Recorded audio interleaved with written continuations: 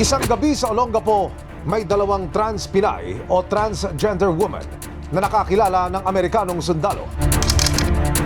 Ang tatlo mula po sa bar sabay na umalis at nag-check-in sa kalapit na motel. Alam na this. Pero sa dalawang magkaibigan noong gabing iyon, isa lang ang nakauwi ng buhay. Ang isa na diskubri sa banyo ng motel na isa ng malamig na bangkay. Ito ang kalunos-lunos na sinapit ng transgender woman na si Jennifer Laude sa kamay ng Amerikanong sundalong si U.S. Lance Corporal Joseph Scott Pemberton. Kapag Pilipino ang biktima at Amerikanong sundalo ang pumatay, pantay pa rin ba ang timbangan ng hustisya? Ako si Emil Sumangil at ito ang Philippine Controversies Revisited.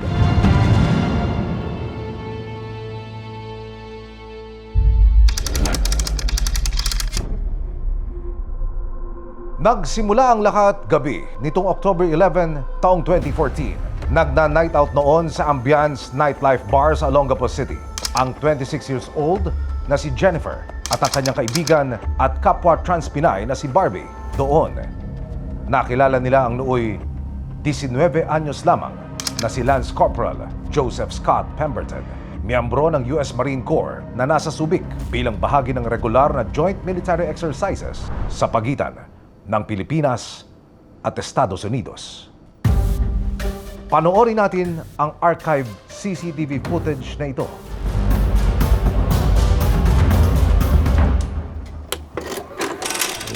Dito, namataan ng tatlo na sabay umalis ng bar at naglakad patungo sa kalapit na Cell Zone Lodge. Ayon sa salaysay ng bellboy at cashier ng motel na si Elias Galiamos. Hi kuya, kukuha kami ng room. Nag-check-in daw sina Barbie Pemberton at Jennifer sa room number 1.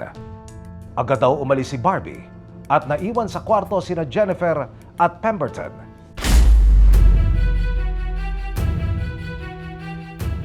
Wala pang isang oras, umalis na rin daw si Pemberton. Sa pag-aakalang wala ng tao sa kwarto, sinilip ito ni Elias. At doon, nagulangtan siya sa nakita niya.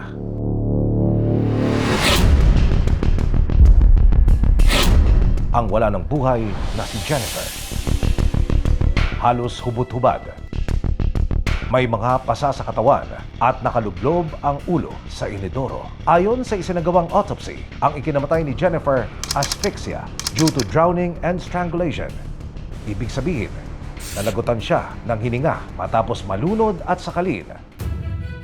Dalawa lang ang nakakaalam sa nangyari noong gabing yon, ang kaibigan ni Jennifer na si Barbie at ang nakasama nilang si Pemberton. Ang dalawa parehong humarap sa paglilitis. Inilahad ni Barbie na magkasama nga sila ni Jennifer sa Ambiance Bar sa Olongapo City gabi ng October 11, 2014. Sa bar daw na iyon, nakilala nila si Pemberton. Kasama rin daw si Barbie nang mag-check-in sina Jennifer at Pemberton sa Cell Zone Lodge. Pero si Barbie sa ibang kwarto raw tumuloy kasama ang sarili niyang ka-date. Ayon naman kay Pemberton, inalok daw siya ni Jennifer ng panandaliang aliw kapalit ng pera. Sa pag-aakalang babae o biological female ang kausap niya, kumagat siya sa offer. Dito na raw sila nag-check-in sa motel. Pero habang sila raw ay nag-oral sex, nadiskubre niyang si Jennifer isa palang transgender woman. Sa gulat, natulak niya raw si Jennifer kaya nahulog ito sa kama. Sinandihan daw siya ni Jennifer ng sampal, kaya sinuntok niya ito at in-arm lock. Si Jennifer nawala ng malay. Kaya ang ginawa ni Pemberton, dinala raw niya sa banyo si Jennifer para roon gisingin. At nang mapansin niya raw niya na humihinga ito, iniwan na raw niya ito sa banyo at saka umalis.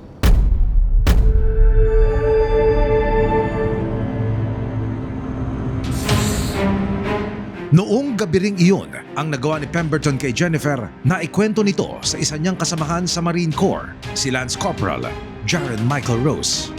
Ayon sa pahayag ni Rose, matapos daw ang insidente, lumapit sa kanya si Pemberton at bumulong, I think, I killed a he, she. Pagkatapos ng usapan nilang ito, natulog daw agad si Pemberton. Paano makakaapekto ang mga salaysay nilang ito sa magiging takbo ng paglilitis? Ilalahad ko yan mamaya. Mula nang madiskubri ang bangkay ni Jennifer, naging magulo na ang mga sumunod na tagpo. Ang pagkamatay ni Jennifer, inilihim noong una ng kanyang mga kapatid sa kanilang nanay Julita sa takot na baka hindi kayanin ng mahina na nitong puso ang masamang balita. Nalaman na lamang ni Nanay Julita ang sinapit ng bunso sa mismong burol nito. Sana ako na lang nagong. Hindi ka!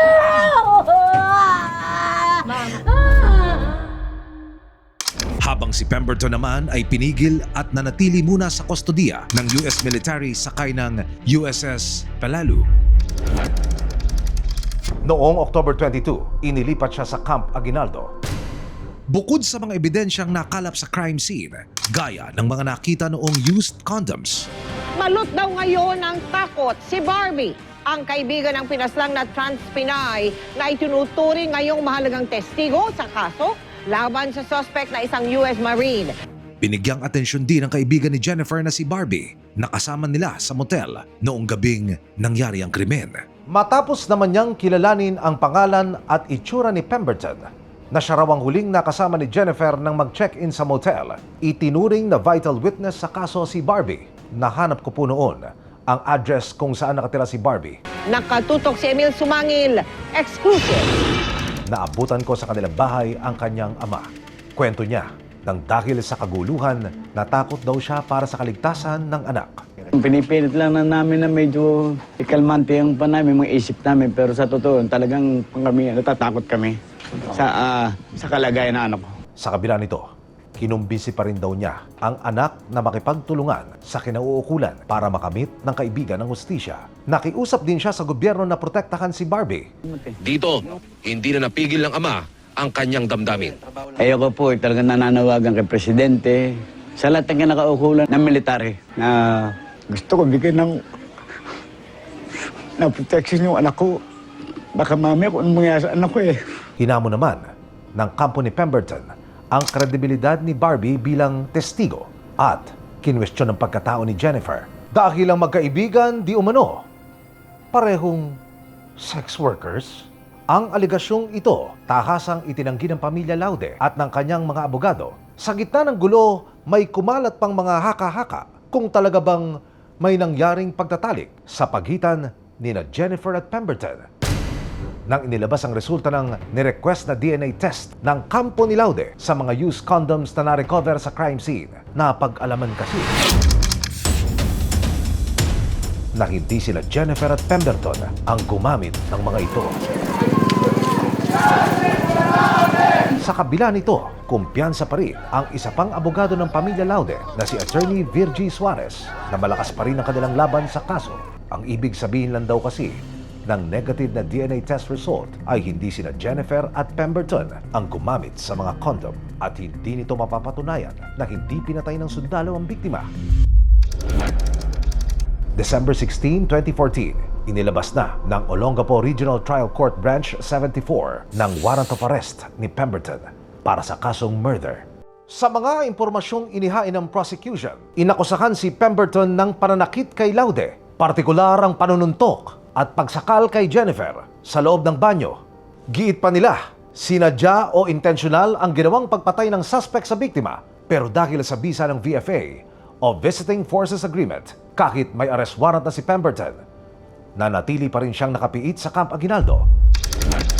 December 19, 2014, mula Camp Aguinaldo, bumiyahe pa Olongapo si Pemberton para voluntaryong sumuko sa korte. Dito raw siya nakaharap ng pamilya Laude sa unang pagkakataon.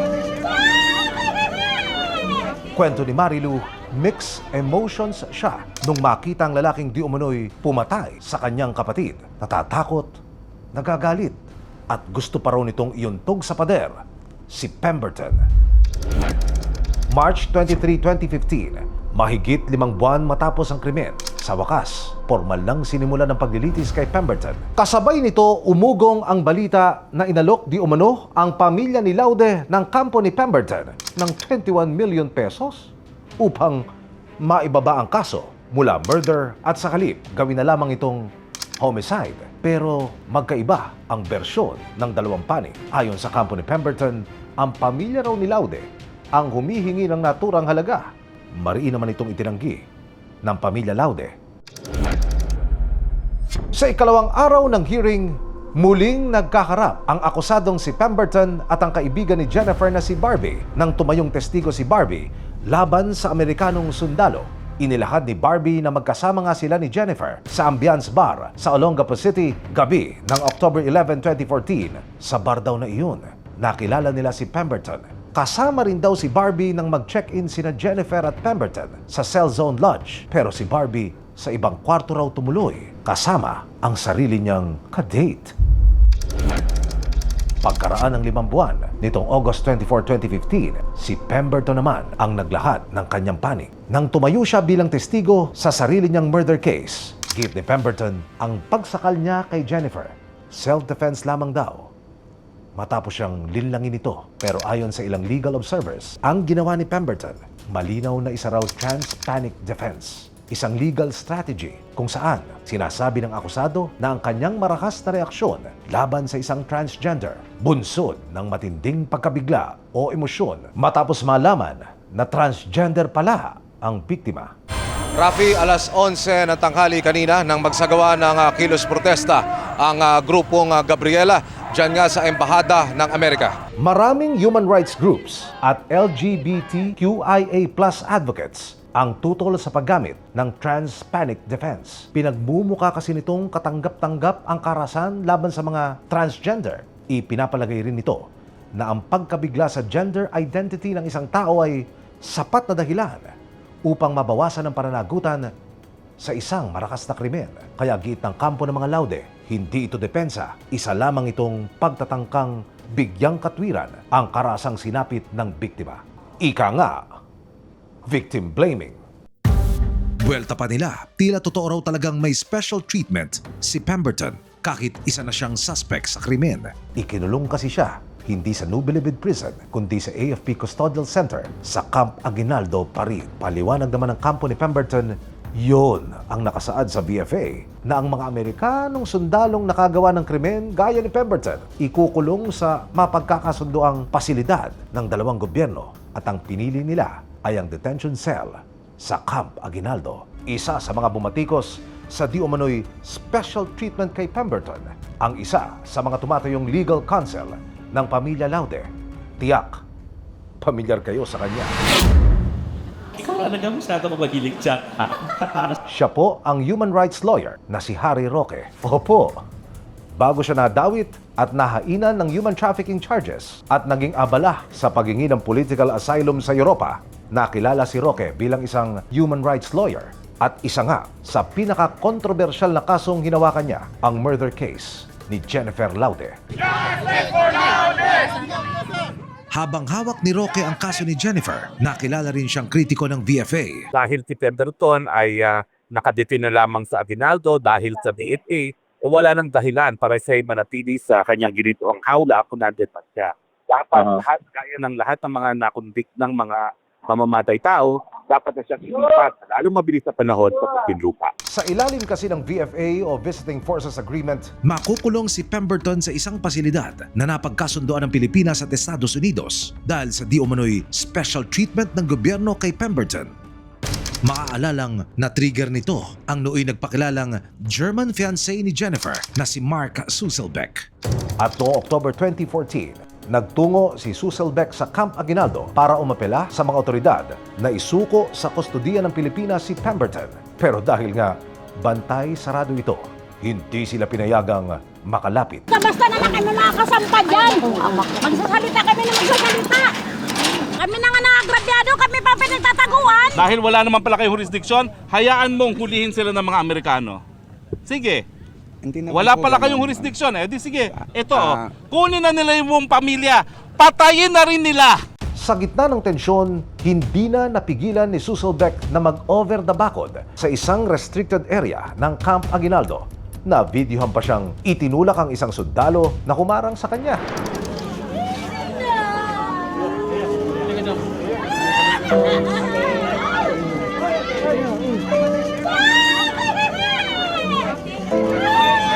Kahapon, ika-24 ng Oktubre, inihatid na si Jennifer Laude sa kanyang huling hantungan.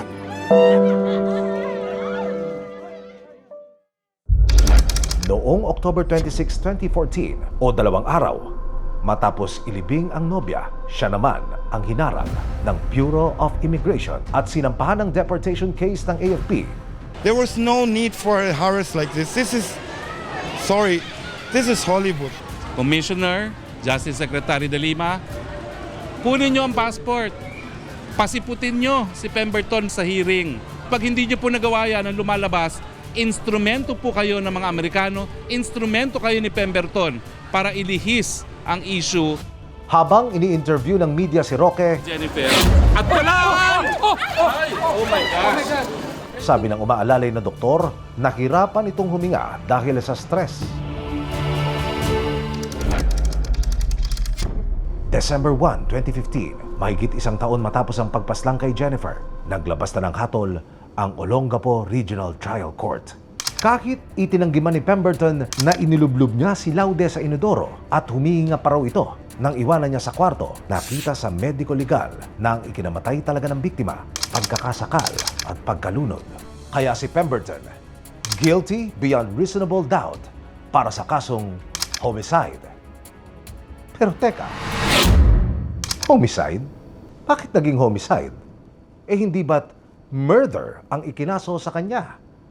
May paliwanag diyan ang korte. Ayon sa hukom, nabiguraw ang prosecution na patunayan ang mga qualifying circumstance ng murder, gaya ng treachery at evident premeditation. Isinaalang-alang din ng korte sa kanilang desisyon na ang pagpaslang ni Pemberton kay Laude ay dulot umano ng heat of passion and obfuscation. Ibig sabihin, nagawa lang daw ng suspect ang krimen dahil sa naramdaman niyang galit, dahil nilinlang siya ng biktima sa totoo nitong kasarian. Kaya sa halip na reklusyon perpetua o hanggang 40 taong pagkakakulong, ang parusang ipinataw kay Pemberton, pagkakakulong na lamang ng 6 hanggang 12 taon. Inatasan din siyang magbayad ng danyos sa mga naulila ni Jennifer Laude. Naturalmente, ang desisyong ito ikinadismaya ng kampo ni Laude at ng kanyang mga taga-suporta. Bakit ganun? Na lumabas naman talaga doon sa tanong sa doktor na ang ikinimatay ni Ganda dahil sa pagkalunod. Tapos parang hindi ako kontento. Pero ganun pa man, ang importante, pakukulong siya. Ang kwento ni Jennifer naging inspirasyon ng ilang direktor at dokumentarista sa paggawa ng mga pelikula at dokumentaryo na nagsusulong ng karapatan ng mga transgender women.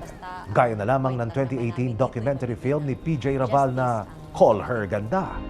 Basta ang point lang naman namin dito ay mabigyan ng justice ang kapatid ko.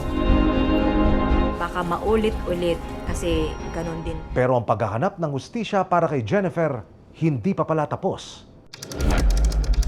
Noong September 1, 2020 o halos 5 taon lamang mula nang makonvict si Pemberton, nagulantang ang lahat sa balita na ang pagpapalaya kay Pemberton inaprubahan daw. Ibinaba ng korte ang kanyang sintensya matapos makredit ang kanyang Good Conduct Time Allowance o GCTA. Ilang araw lamang ang lumipas, ginawaran pa siya ni dating Pangulong Rodrigo Duterte ng absolute pardon. He was recommended to be released. I-release mo. Mariin itong kinondena ng pamilya Laude. Ayon sa kanila, nangako umano si Duterte noong 2017 na hindi makakalaya si Pemberton sa ilalim ng kanyang administrasyon. At eto pa, ang mas matinding plot twist. Ang nagtatanggol sa desisyon ng dating Pangulo na i-pardon si Pemberton, ang mismong abogado ni Jennifer na si Harry Roque na nooy nagsisilbi ng presidential spokesperson ng Administrasyong Duterte. Wala na pong issue kung siya entitled sa GCTA, wala na pong issue kung applicable ba sa kanya yung batas dahil hindi siya nakulong sa National Penitentiary. Binura na po ng presidente kung ano pa yung parusa na dapat ipapataw kay Pemberton. Ang dating isa sa pinakakilalang nagtatanggol kay Laude, tila hindi na pabor sa kampo ni Laude ang tono. Karapatan ng mga trans women! Muling sumiklab ang galit ng publiko. Umingay muli ang panawagan para sa hustisya, pero sa kabila ng mga pagtutol. Noong September 13, 2020, tuluyan ang nakalaya at na-deport si Pemberton pabalik ng Amerika. Tahimik siyang umalis na para bang walang nangyari. Si Pemberton hindi man nakabalik sa US Marine Corps. Muli niyang nakamtan ang kalayaan. Si Barbie naman, nananatiling pribado ang buhay matapos mapasailalim sa Witness Protection Program. Habang ang mga naulila ni Jennifer, walang magawa ngayon kundi tanggapin ang naging takbo ng kanilang pakikibaka. Sa korte, homicide ang sinapit ni Jennifer. Sa gobyerno, naging usapin ito ng kasunduan at diplomatikong relasyon. Nakatulan si Pemberton, pero nakalaya, napatawad, at nakabalik sa Amerika. Natapos man ang kaso, nakamit nga ba ni Jennifer ang hustisya o ang natapos lamang ang kontrobersya? Lumipas man ang mga headline, mahalagang balikan pa rin ang mga ito upang malaman kung umusad na ba tayo o nakakulong pa rin sa mga tanong ng kahapon. Ako si Emil Sumangil at ito ang Philippine Controversies Revisited.